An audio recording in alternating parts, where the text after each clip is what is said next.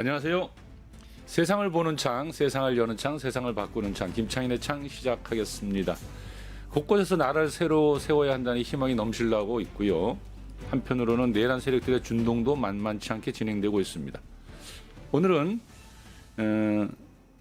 우리의 과제를 두고 현재 우리가 무엇을 해야 하는가를 두고 김민웅 촛불행동 상임대표님과 대담을 진행하려고 합니다. 어서 오십시오. 네, 반갑습니다. 고맙습니다. 불러주셔서. 예. 이번 계엄을 통해서 말이죠. 싸움과 계엄이 같이 있었는데 네. 많은 영웅들이 생겨났습니다. 네, 그 중에서도 이제 김민웅 대표님의 그 사자우를 터는 명연설은 오래 기억이 남을 것 같아요. 원래 영웅이라면 촛불 국민들이죠. 예.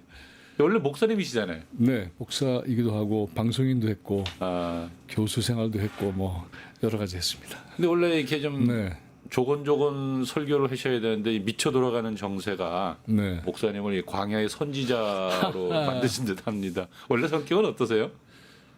보시는 대로 뭐라 그래야 되죠?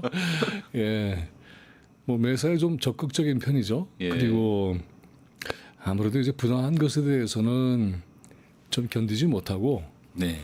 꼭 말을 해야 되는 것 같아요.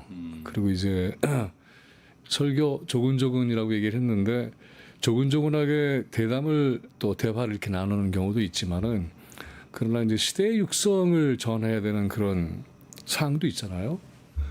그러니까 이제 연설하셨는데 그게 이제 개인의 어떤 이 목소리를 넘어서 시대의 육성을 담아내는 그런 게 되어야 울림이 있겠죠. 그래서 그런 것은 한 개인의 차원에서 만들어진 게 아니라 촛불 국민들과 함께 공동 작업의 결과다 이렇게 봐주시면 좋을 것 같아요. 네. 그래요. 근데 진실은 고독하지 않다라는 네. 책을 쓰셨는데요. 원래 그 제목에는 많은 그 심정을 담잖아요. 그래서 많이 그렇죠. 고독하신가요? 그 진실의 운명이 원래 고독해요. 그러니까 그 진실은 그 사회를 지배하고 있는 그런 기존의 사유라든가 또는 기존의 기득권들이 어떻게 보면 쇠뇌하고 있는 그런 생각들 이런 것들을 파괴해야 되잖아요. 그래서 진실은 그래서 선뜻 잘 받아들여지지 않습니다. 처음에는. 그 예수님 얘기를 해보자면은 선지자가 자기 고향에서 환영을 받지 못한다. 그 얘기도 말하자면 한 시대의 모순을 깨고 나가는 진실의 목소리는 처음부터 환영받지는 못하죠. 소수가 그러니까 귀 있는 자는 들어라 하는 것처럼 듣고 깨우치고 전파해 나가고 이제 이런 과정이 있게 마련이죠. 근데 그 책은 이제 그 표지를 보면 of the people, by the people, for the people 이렇게 돼 있죠. 링컨의 유명한 말이잖아요. 인민에 의한, 인민에 의한, 인민을 위한 정치. 이게 이제 민주 정치의 요체죠. 근데 민주 정치는 민주주의라고 대변되어 있는데 그거는 이제 이념이 아니고 원래는 이 고대 그리스의 언어로 생각을 해보자면은 데모스 크라티아에서 나왔는데 데모스는 민중 인민이죠. 크라티아는 권력입니다. 그러니까는 그것이 이제 인민 권력이라고 그대로 번역이 됐었으면은 전혀 다른 무게와 힘을 가지고 우리한테 각인이 됐을 거예요. 그런데 민주주의 그렇게 돼버리니까는 이미 굉장히 그 어떤 지식분자 정도 수준이 되어야 이해할 수 있는 정도로 만들어 버렸어요. 번역이. 근데 인민 권력하면 딱 들어오잖아요. 그것을 어떻게 만들어낼 것인가가 그 책의 핵심입니다. 자본이 압도적으로 지배하는 세상에 대해서 그리고 현재 기후 위기라고 하는 인류적 그런 과제 또 그다음에 지금 얘기 들었던 것처럼 민민주권이라고 하는 것 이것이 어떻게 정치 체제에서 관철될 것인가 이런 문제는 그렇게 간단치는 않잖아요. 근데 거기에 필요한 인문적 사유, 사회과학적 통찰, 이론 또 과학이 만들어준 그런 여러 가지 분석들 이걸 종합적으로 정리를 해서 쓴 책이에요. 근데 이것이 이제 많은 분들한테 읽혀서 우리 사회의 어떤 이 정치, 철학적, 사상적 토대가 이제 만들어지기를 기대하고 있는 거죠. 예, 좋습니다. 뭐 개인이 많이 고독하신 건 아닌 것 같습니다. 그렇지 않습니다. 예. 네, 누구보다 싸움을 먼저 시작하셨다는 걸로 저는 굉장히 기억을 오래 하고 있는데요. 그 촛불행동 역사를 보니까 2021년 7월 그러니까 그때만 해도 윤석열 정부가 들어서기도 전에 네. 그때 이제 검언 개혁이라고 하는 촛불 그 행동연대로 대선 시기로 들어가는 때였죠. 그때가 코로나 시기와도 겹쳤고. 그랬군요. 그리고 나서 이제 대통령이 되자마자 바로 네. 그 어떤 다른 시민사회 단체들이 아직 탄핵이나 뭐 네. 퇴진구를 내걸기 전에 이미 윤 정권 시작하자마자 넌 물러나야 돼를 내걸고 싸우셨잖아요. 어떻게 그럴 이유가 있었습니까 당시에? 어떻게 보셨어요? 뭘 말이죠? 그렇게 시작을 뭐지 그 정부가 취임도 안 한 상황에서 그러니까 그게 상당히 없는 거 아니야 이렇게 생각되기도 하죠. 아니 뭐 윤 정부가 들어선 것에 대한 분노는 엄청났고 또 이 사람들이 보여주고 있는 행태가 좀 황당했지만 왜 보통 보면 좀 기다리잖아요. 네. 좀 더 보고 나서 하자 해서 탄핵이나 뭐 이렇게 퇴진 이야기를 좀 네. 천천히 하는 게 그렇죠. 마련인데 목사님은 그냥 시작하자마자 정권 네. 시작하자마자 넌 물러나야 돼 하셨잖아요. 그게 이제 두 가지로 압축을 하면은 생각이 될 것 같아요. 이제 촛불행동도 그렇게 해서 결성이 되는 과정에 들어갔고 그래서 이제 제 대표 역할을 하게 된 거죠. 그런데 첫 번째는 2019년을 기억할 필요가 있습니다. 2019년에 예. 이윤석열을 중심으로 한 당시 검찰총장이 되고 정치검찰의 쿠데타, 조국 법무부 장관을 도륙하면서 도륙하고 그 정치검찰이 민주적 통제에 저항하면서 자기들의 권력 체제를 공고하게 만들어 갔잖아요. 이거는 정치검찰 쿠데타라고 규정을 하고 그 싸움을 했죠. 근데 2021년은 이제 대선 과정으로 들어가면서 윤석열이 국가 권력을 말하자면 찬탈하는 과정으로 들어갑니다. 이게 이제 정치검찰의 쿠데타 세력이 집결을 해서 그를 이제 국가 권력의 최고 수장으로 앉히는 과정이었죠. 여기에 대한 치열한 싸움을 사실은 그때 했죠. 대선 과정에서. 따지고 보면 제1차 촛불혁명은 박근혜를 내몰았고 그다음에 제2단계는 정치검찰의 쿠데타를 제압하려고 했지만 쉽게 되지 않았고 이들이 이제 권력 찬탈하는 과정이 3단계였어요. 그런데 알다시피 그것이 성공하지 못했잖아요. 그러면서 제2차 촛불혁명이 시작이다. 그리고는 가장 중요한 것은 이자들은 정치검찰 쿠데타 세력이다. 쿠데타 세력이 집권했다고 한다면 이들은 처음부터 싸워야 된다. 그리고 누군가는 결정적인 국민이 와야 되지 않겠느냐 했는데 결정적인 국민이라는 말이 담고 있는 것은 자칫 잘못하면 보다 많은 희생이 일어나서 분노하는 과정을 말할 수도 있잖아요. 근데 어떻게 해야 됩니까? 막아야 되잖아요, 사전에. 그래서 이런 정치검찰 쿠데타 세력들과의 싸움의 연장선에서 시작한 겁니다. 그리고 이제 기억하시겠습니다만은 인수위를 보면은 이후 정부의 국정 현안 또 과제 이것을 진작에 논의하면서 내놓는 게 아니라 용산 가겠다고 뗐었잖아요. 네, 용산 간다 그랬죠. 이걸 보면은 자기들밖에 모르는 거야 역시. 그리고 그 이후를 보면 다 입증이 됐잖아요. 그 싸움의 기세를 모아서 그 당시에는 대선 패배로 해서 많은 국민들이 낙담하고 칩가하는 그런 상황이었어요. 그런데 아니다. 다시 일어서자. 이 싸움의 기세를 지금부터 모아 나가지 않으면은 그러면은 정말 결정적 시기가 왔을 때에도 그런 일종의 이들을 물리치는 진지 요새를 하루아침에 만들 수는 없잖아요. 그래서 그런 장기적인 계획을 가지고 시작했던 거죠. 이게 보통 일반적으로 싸움을 해야 된다라고 하는 걸 느끼는 것과 네.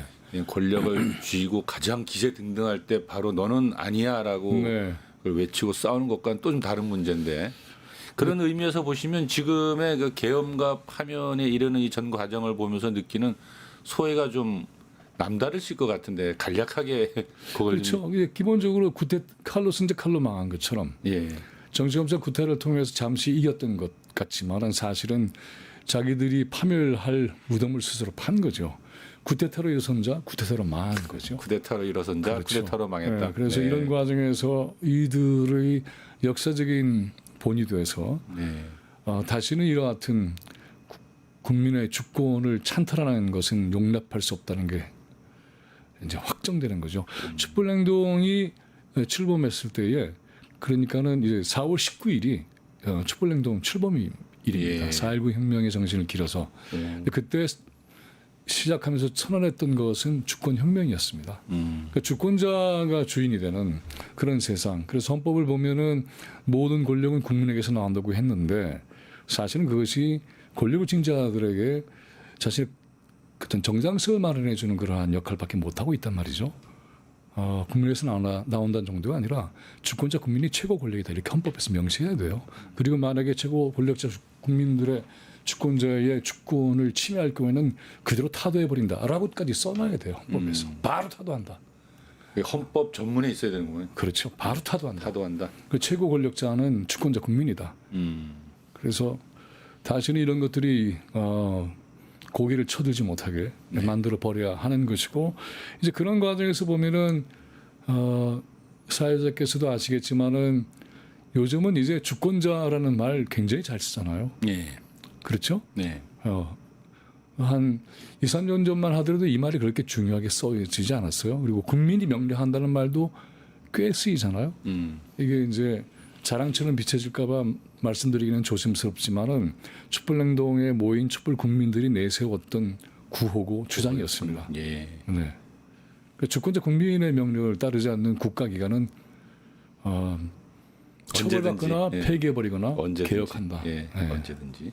그래서 삼권 분립을 얘기하잖아요. 입법부, 행정부, 그리고 사법부 간의 견제와 균형이 민주주의 원리인 것처럼 얘기하지만 그게 아닙니다.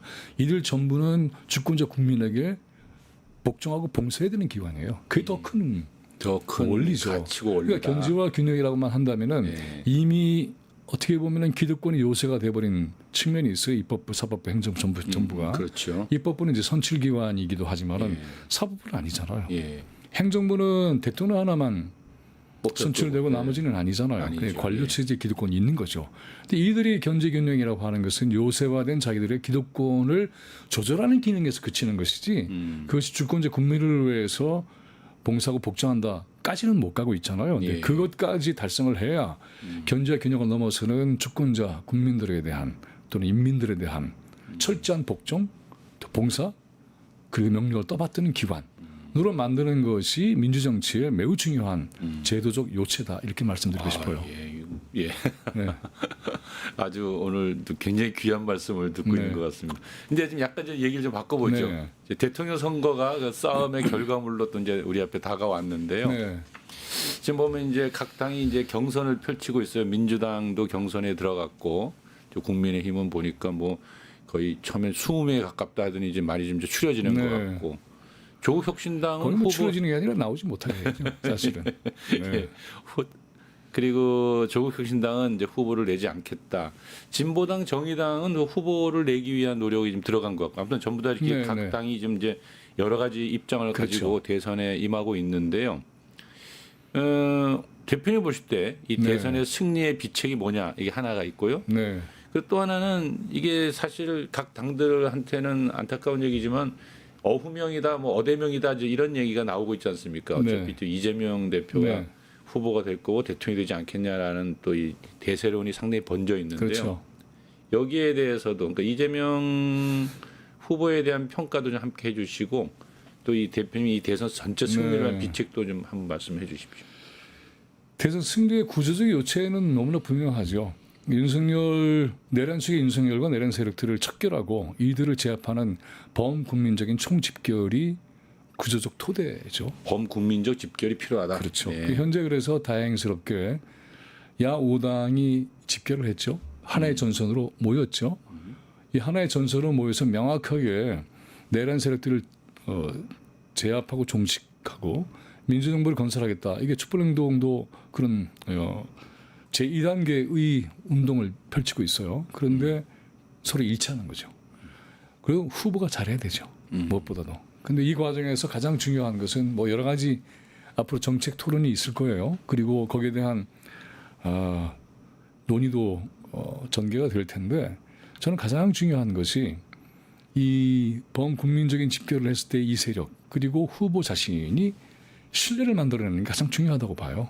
신뢰. 신뢰. 예. 신뢰라고 하는 것. 그러니까 여러 가지 정책이 있다 하더라도 민주정치 안에서 그러니까 이 리더십이 신뢰를 확고하게 확보하면 예. 굉장히 많은 걸 쉽게 풀 수 있습니다. 그렇지 못하면은 아무리 좋은 정책도 집행이 어려워지죠. 그래서 이것은 이제 신뢰이기도 하고 그다음에 지지자들의 후보에 대한 굳건한 믿음이 또 후보자에겐 역량이 되는 거죠. 그래서 후보자가 국민들과 함께 논의를 다져나가면서 자신에 대한 신뢰를 더욱 심화시키고 확대하는 과정이 이번 대선에서 만들어져야 된다. 왜냐하면 문재인 정부와 윤석열 정권을 거치면서 정부기관에 대한 신뢰는 바닥을 쳤잖아요. 파산 지경이잖아요. 그러니까 차기 정부는 이 파산난 이러한 국민적 신뢰를 복원하는 일도 사실은 버거울 거예요. 그런데 이제 그런 것들이 이제 복원이 돼야 되고, 그다음에 제도 내부에 숨어서 기생하고 있는 내란 세력들을 철저하게 척결을 해야 되죠. 그런 차원에서 보면은 대선 과정에서는 내란 행위자들을 처벌하는 운동도 같이 가야 합니다. 촛불행동이 그런 차원에서 이제 초기가 좀 공지가 됐으면 좋겠습니다만은 내란 행위자 처벌 특별법 입법 서명 운동을 범국민적으로 전개하고 있습니다. 이것은 이제 내란 주요 행위자들을 발부원 세곤하고 이들을 수사하고 처벌하고 재판받게 하고 이들에게 정치기본권 박탈하고 뿐만이 아니라 불법적으로 축적한 재산을 몰수하는 것까지 포함합니다. 이들의 물적 토대를 무너뜨리지 않으면, 해체하지 않으면 안 되는 거죠. 국민의힘도 역시 이 과정에서 해체되는 게 당연한 것이고요. 이렇게 해야만이 새로운 나라를 만들 수 있다.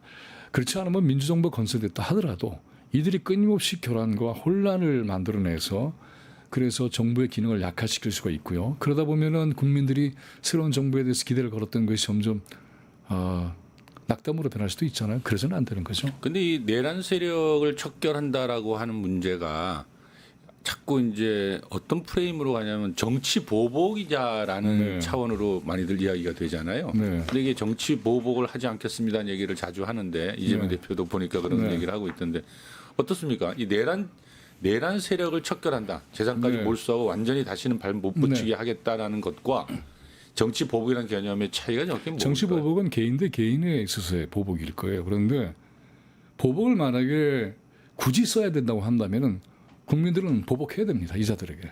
처벌을 내리고 처단해야 돼요. 그러니까 국민적 보복은 반드시 필요한 거죠. 국민적 보복은 반드시 당연한 필요한 것이죠. 것이다. 그걸 예. 누가 감히 맞서겠어요. 그런데 이거는 보복의 차원을 넘어서는 역사적 처단입니다. 역사적 처단. 역사적 처단을 개인의 어떤 이 원한을 갚는 정책 보복으로 의미를 축소시키려고 하는 자들 자체가 처단 대상이죠. 사실은. 그리고 이 모델은 우리에게 이미 있어요.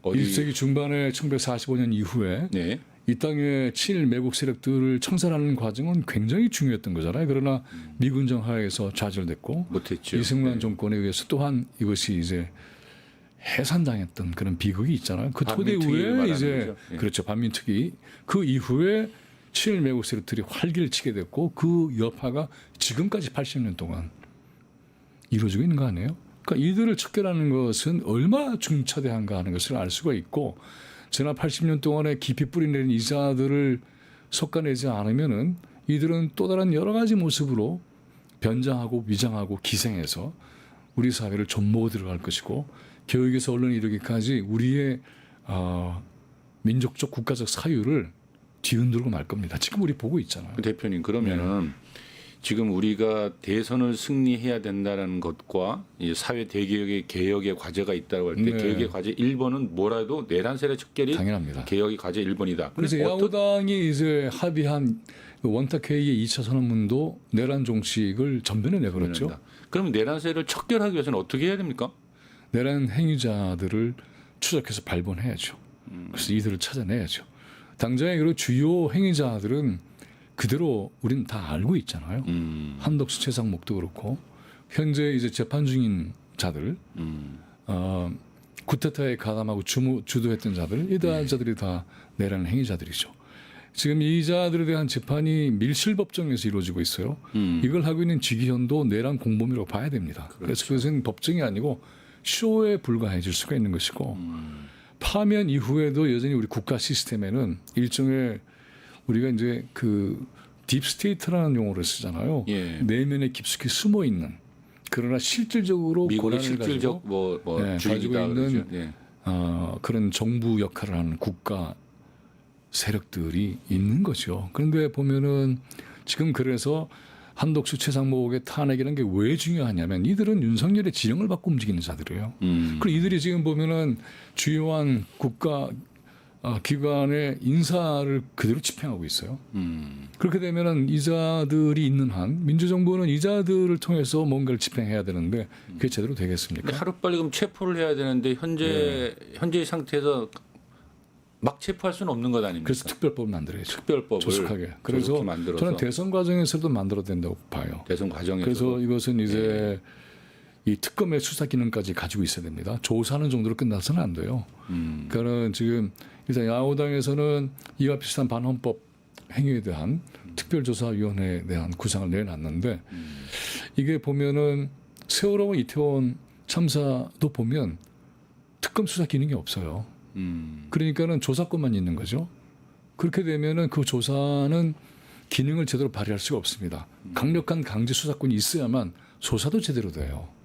그런 차원에서 이제 내란 행위자를 강제로 수사하고 처벌하는 이 과정과 특별재판부를 만들고 그 특별재판부는 국민들도 함께 참여하는 그래서 특별재판부를 만든다. 네, 법조인만이 아니라 정치인들, 지식인들, 종교인들, 시민들도 참여를 해야죠. 우리나라에서 특별재판부를 만든 사례가 뭐가 있나요? 법률적 근거가 있을까요? 법률 근거라고 하는 것은 법을 만들면 되는 법을 거죠. 만들면 되는 것이고, 네, 법을 만들면 되는 것이고, 그것은 이제 내란 세력은 또 내란 측에는 무기 내지는 사형이잖아요. 최고형이 법정 최고형. 그러니까 법정 최고형을 근거로 해서 내란 세력들을 속아내는 것은 너무나 당연한 입법 과정이 되는 거죠. 그런데 내란 수개만 처벌해서 되는 거 아니잖아요. 그래서 내란 행위자 처벌 특별법은 입법 소명 운동 하고 계신다고 했는데 네. 그게 그런 법을 좀 만들자를 그렇죠. 주장하고 그래서 계시거든요. 이거를 이제 서명을 받으면 예. 이제 야당, 지금 이제 여야라는 게 없어졌습니다만은 민주 세력들이 총 집결을 해서 이사들을 척결하는 과정, 준동하지 못하게 막는 것, 이것을 해야죠. 이게 이제 저희들이 뼈저린 경험이 있어요. 제1차 촛불혁명 박근혜를 퇴진시키고 탄핵하고 난 다음에 세워진 문재인 정부에서 적폐청산을 내걸었는데 뭐 어떻게 보면 며칠 하다 만 거예요, 사실은. 그리고는 이제 언론들 떠들기 시작했죠. 적폐청산 피로감. 그런 식으로 해서 뭉개버린 거죠. 그 뭉개버린 그러한 구조 위에 또 구조 속에서 윤석열 정치검찰이 나타난다. 성장한 이거죠. 거죠. 그러니까 이런 것들을 견제하고 제압할 수 있는 힘을 가져야 됩니다. 그리고 이제 이런 말은 없어져야 된다고 봐요. 우리가 흔히 이제 국가에서 권력기관이라는 말 쓰잖아요. 예. 검찰, 뭐 검찰. 그다음에 국가 정보원, 국정원 뭐 이런 거를 이제 권력기관이라고 하는데 최고 권력자는 주권자 국민이기 때문에 권력기관이라 권한기관이라고 해야 되죠. 그들은 권한만 있을 뿐이에요. 권력을 갖고 있는 건 아니죠. 그러니까 국민이 주어진 법으로 정한 한계 내에서의 권한을 발동하는 것이고 그 발동은 주권자의 뜻에 따라 해야 되는 것이죠. 그 권한을 넘어서는 순간에 권력기관이 됐을 때는 그 권력기관은 바로 처단하거나 처벌하거나 해체해야 돼야죠. 국민 위에 서 있는 권력기관은 절대로 용납하지 말아야 되는 것이 이제 주권자 혁명이 만들어내야 되는 민주정부의 골격이라고 봅니다. 네, 알겠습니다. 네. 아주 그냥 대통령 선거에 대한 얘기를 물어봤더니 지금 보니까는 대통령 과제에서 이제 그런 걸 해야 된다는 뜻이고, 그다음에 이제 대통령 선거에서 또 얘기를 좀 더 해보자면은 기본적으로 이게 외교 경제 이거는 뭐 매우 중요한 기둥이잖아요. 그 이재명 이제 지금은 예비 경선 후보예요. 그리고 가장 높은 지지를 받고 있죠. 근데 이분이 살아왔던 역정 그리고 시장 도지사 이걸 쭉 해온 과정에서 보면은 경제 문제에 아주 구체적인 실체를 손에 쥐고 있는 분이더라고요. 그래서 해법을 상당히 풍부하게 가지고 있다. 맞아요. 물론 그것이 이제 국가 경제라는 차원에서는 규모와 또 수준이 다르긴 하지만은 그러나 원리는 뭐 그렇게 크게 다른 것은 아니니까. 그래서 정말 구체적으로 고통받고 있는 사람들의 문제를 해결하는 데 있어서는 정말 최고로 적절한 그러한 인물이 아닌가. 그다음에 외교는 이제 아직 외교 경험은 거의 없다고 봐야 되는 거죠. 그런데 그 우리 사회에서도 외교광장도 같이 하시잖아요. 그런 인재풀이 엄청나게 있으니까 그분들의 전문가적 도움을 받고 그리고 우리가 현재 보면은 세계 패권 체제의 이행기잖아요. 기존에 20세기부터 시작돼서 굳어졌던 세계 체제 자체가 변동하는 시기고 이 변동하는 시기에서 반발하고 극우파적으로 튀어나온 게 미국의 트럼프 체제이고 그래서 여러 가지 압박이 거세게 몰아칠 것이 예상이 되죠. 되는데 네, 그런데 이것을 우리의 지정학적인 가치를 최대한 활용을 해서 네. 풀어나갈 수 있는 그러한 자신감, 자주적 주권의 영역을 조금씩 확대하는 것이 외교의 요체다. 물론 이제 국제관계라고 하는 것이 한 나라 혼자서 다 되는 것도 아니고 또 우리의 위치가 그럴 만한 영향을 충분히 갖고 있는 것은 아니지만은 그러나 자주적인 역량을 확대하는 그 과정을 정말 지혜롭게 만들어 가야만이 우리의 주권, 우리의 국익 여기에 최대한 맞추어서 해나갈 수가 있죠. 이런 점에서 보면 한독수와 최상목이 대미 관계에서의 관세 통상 협상 이거 당장 중단하게 해야 되는 것이고 국회가 이들이 어떤 협상을 하더라도 그건 원천 무효다를 선언해 버려야 돼요.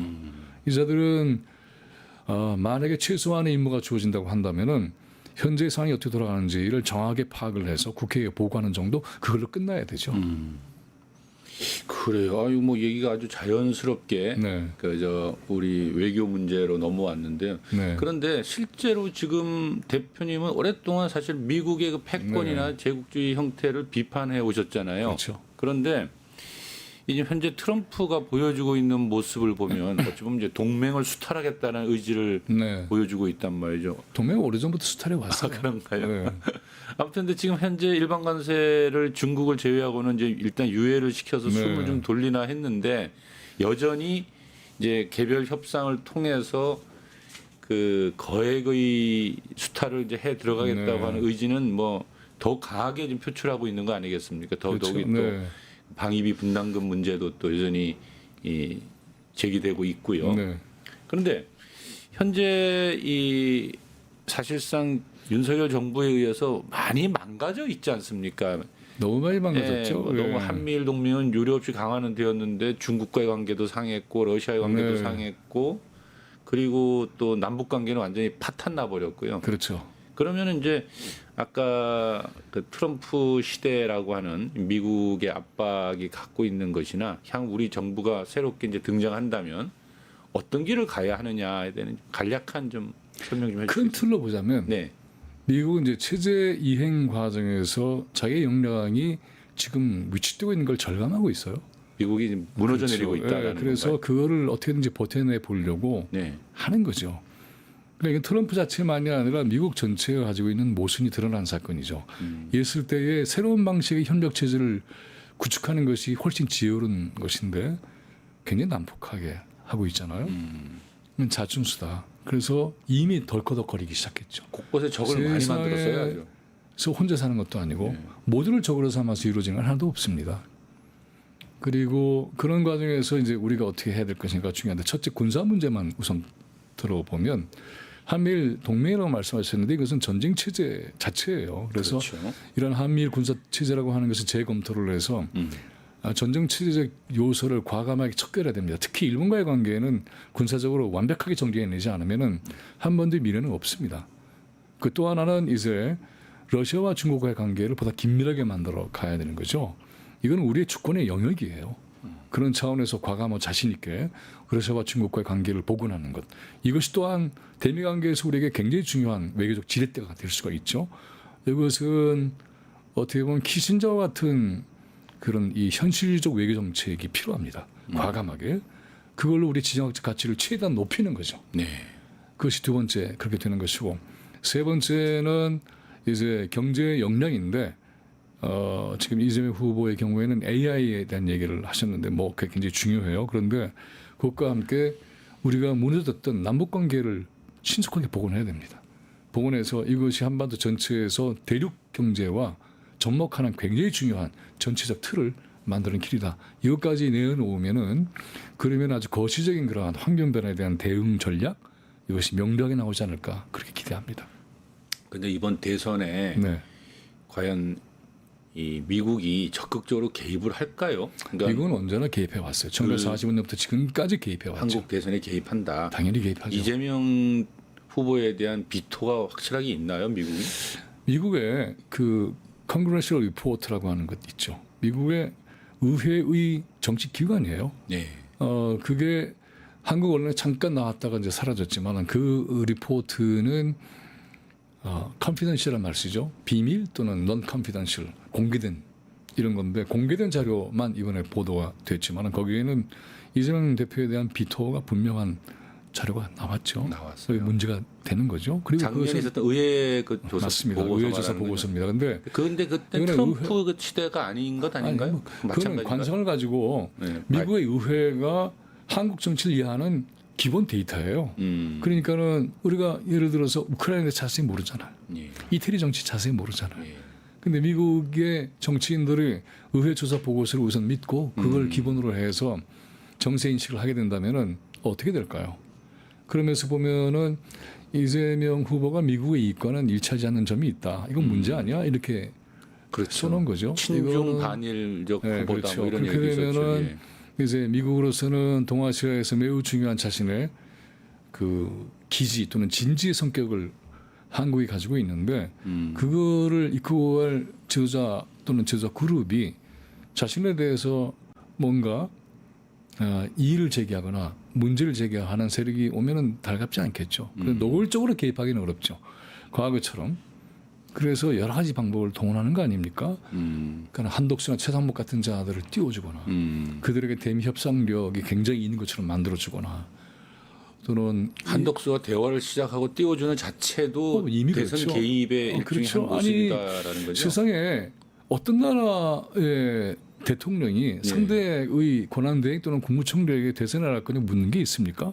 있을 수가 없죠. 그러니까 그 너무 좀 말이 안 되는 황당했습니다. 거죠. 예. 어떻게 그런 그건 일이 이제 기획된 발언이죠. 그러니까 이런 것들 그러면 이제 붕 뜨는 거지. 야 그렇구나. 이런 식으로 만들어 놓고 그리고 여론에 대한 것도 그렇게 만들 공산이 굉장히 큰 거죠. 그리고 우리의 국가 시스템 내에 곳곳에 말하자면 미국의 말을 잘 듣고 코온자들이 있는 거잖아요. 그렇죠. 최상목 보세요.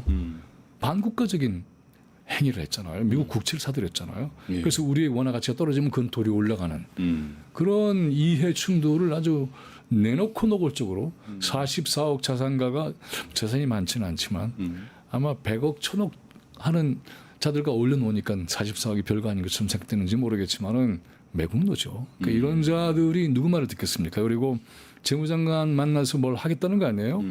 그것도 미국에 초청을 해서 위험천만한 일이죠. 못 가게 하거나 해봐도 그건 아무것도 아니게 만들어 버려야 되는 거죠. 그래야만 미국의 여러 가지 각도에서의 어떤 내정 간섭을 막아낼 수가 있죠. 특히 이제 군사 문제 같은 경우는 민감하기도 하고 우리에겐 생존이 걸린 문제이기 때문에 그거를 드러내고 할 필요는 없습니다만은 아주 치밀하게 정말 정성을 기울여서 최고의 전문가들과 함께 동북아시아에서 군사 환경을 바꾸는 일을 해내야 합니다. 그래야만이 우리의 안전과 평화도 지킬 뿐만이 아니라 방위비 문제 얘기 나왔잖아요. 얼마나 좋은 계기예요. 미군의 그 이 역할, 위상 재검토할 수 있는 굉장히 중요한 기회예요. 그래서 이걸 통해서 미군의 문제를 새로운 각도로 정리하고 접근하지 않으면은 자주 국가가 아니잖아요. 그건 본질적인 겁니다. 예. 네. 아주 그냥 이 어떤 문제를 질문을 해도 그냥 막힘이 없으시군요. 막히면 없을 수 있는 질문 해주시는 거 아니에요? 그래서 약간 한독수 권한대행 얘기 나왔는데 네. 그 후보를 헌법재판관 후보자 지명을 하는 바람에 네. 아주 다들 경악했는데 모두 다 또 이제 헌재가 또 그걸 또 지켜주는구나라는 생각이 들어요. 그 한덕수가 횡설수설도 했죠. 예. 그러니까는 이 자가 얼마나 교활한 자인지가 다 드러난 거죠. 촛불행동은 그런 과정에서 계속 성명을 발표를 했죠. 탄핵해라, 예, 잘라라. 탄핵해라. 그리고 이제 대미 협상권, 결정권 전혀 없다. 근데 지금 탄핵해버리면 이 사람은 진짜 대선 나올 것 같던데. 분이. 그거를 걱정해서 하면 안 되죠. 아 그런 걱정하지 마라. 그렇게 되면 예. 아니 이런 상대하고는 맞서기가 어려워지는 패배주의죠. 그것은 나오려면 나와라. 도리어 예. 이 사람은 탄핵당한 자들 이렇게 치고 나가야죠. 그렇죠. 탄핵이 됐기 때문에 그걸 출마의 편으로 삼는다. 예. 너는 정말 한심한 놈이로구나. 바로 치고 들어가야죠.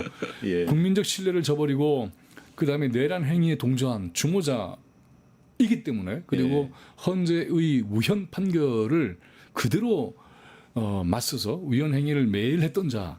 그래서 생긴 탄핵인데 이자가 어떻게 국가를 책임지겠느냐. 그럼 대표님이 이렇게 보실 때는 지금 과감하게 빨리 치고 나가야죠. 하라도 빨리 좀 한덕수 당연하죠. 탄핵 쫓아내버리고 네. 그리고 이 특별법 만들어서 이런 사람들을 빨리빨리 다 당연하죠. 처단하는 것이 왜냐하면 이 자들이 지금 국가 시스템을 움직이고 있잖아요. 그러니까는 자연인으로서의 한덕수나 최상목은 아무것도 아니에요. 네, 그런데 이 자들이 국정의 키를 현실적으로 쥐고 있잖아요. 쥐고 있는 거죠. 인사권도 쥐고 있잖아요. 쥐고 있고 또 대선을 관리까지 네. 현재 그리고 하는 이 자들은 위치에 있고. 지금도 밖에서 활보하는 윤석열의 지령을 받는 자들입니다. 윤석열이 지령을 받고 그러니까 있다. 윤석열이 없는 예. 윤석열 체제가 지속되고 있는 거예요. 예. 그러니까 한덕수는 윤석열이다 이렇게 봐야 돼요. 한덕수는 윤석열이다. 그 윤석열이가 나오면 저자는 윤석열이다 이렇게 치고 나가야죠. 아, 예. 그래서 탄핵을 받고 뭐하건 네.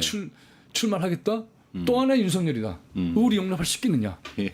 바로 치고 나가야죠. 예. 과감하게. 알겠습니다. 네. 이번 싸우는 과정에서 우리가 또 하나 선뜻하게 발견한 게 하나 있어요. 네. 그건 뭐냐면 서부지법 난동을 볼 때도 느꼈고 네. 그리고 이제 정광훈 목사 집회의 연설 수위를 놓고 봐도 있지 않습니까? 네. 막 온갖 혐오와 배제의 논리, 특히나 여성에 대한 혐오, 중국인에 대한 혐오, 심지어는 이제 빨갱이는 죽여도 돼. 네. 이런 게 여과 없이 막 쏟아져 나오지 않습니까? 그렇죠. 그래서 한국 사회가 정말 빠르게 이게 극우화 돼가고 있나? 이 빠른 그 극우 파시즘이 등장하고 있는 것 아니냐? 이런 우려를 많이들 좀 자아내고 있단 그렇죠. 말이죠. 네. 여기에 대해서는 근데 국민의힘이 한때는 정광훈 이런 세력들과 약간 거리를 두는 듯한 모습을 보이더니 이번에는 아주 그냥 한 몸이 돼버린 듯한 느낌을 받았고요. 방법이 그밖에 없어진 거죠. 예. 국민의힘 같은 경우는. 우리 한국 사회에 극우 파시즘이 정말 등장한 것이고 그런 건가요? 그 파시즘은 오랫동안 존재해 왔습니다. 존재해 왔습니다, 그러니까는 원래. 돌아보면 1948년 4월 3일 네. 제주 4.3 예. 민중항쟁 그리고 학살 이게 다 뭡니까? 친일매국 세력들이 변장을 해서 위장하고 나온 게 그거 파시즘이에요.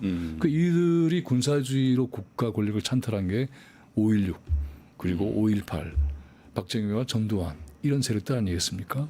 그리고 윤석열의 경우에 있어서는 이러한 기반을 토대로 해서 냉전과 분단 체제에서 기생해 온 자들을 토대로 해서 권력을 만들어낸 거죠. 이번에 쿠데타도 보면은 검찰 권력의 일각이 균열이 됐잖아요. 한동훈 이렇게 서로 대치하는 바람에 그러니까는 정치 검찰 권력으로만 국가 권력을 유지할 수 없다는 판단 아래 그동안의 국가 권력에 목말라 있던 정치 군부 세력과 결합을 해서 하다가 실패한 거잖아요.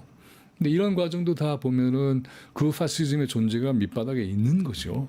그런 것이 이제 노골적으로 드러난 계기가 윤석열 정권에서 만들어진 것이지 그동안 없었다고 얘기 절대로 할 수가 없습니다. 이거는 근본적으로 어떤 거냐 하면 윤석열 정권은 기본적으로 반지성 체제예요. 지성을 철저하게 짓밟는 체제입니다.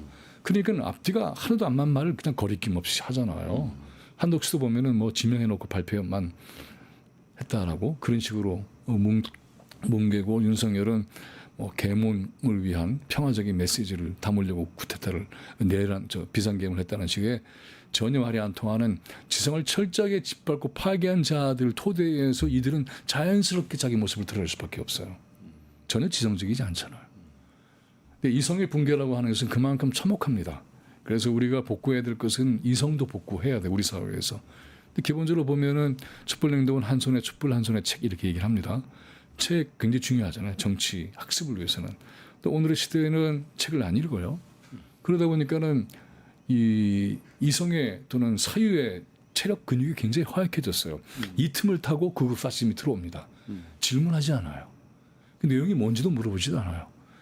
그냥 주장하면 그런가보다 따라갑니다. 이렇게 해서 철저하게 우리 사회를 병들게 만드는 것이 거기에 아주 중요한 역할을 하는 것이 극우 기독교죠. 이들은 그런 것을 신념화시키고 종교적 믿음의 차원까지 변종시키고 있기 때문에 매우 위험하죠.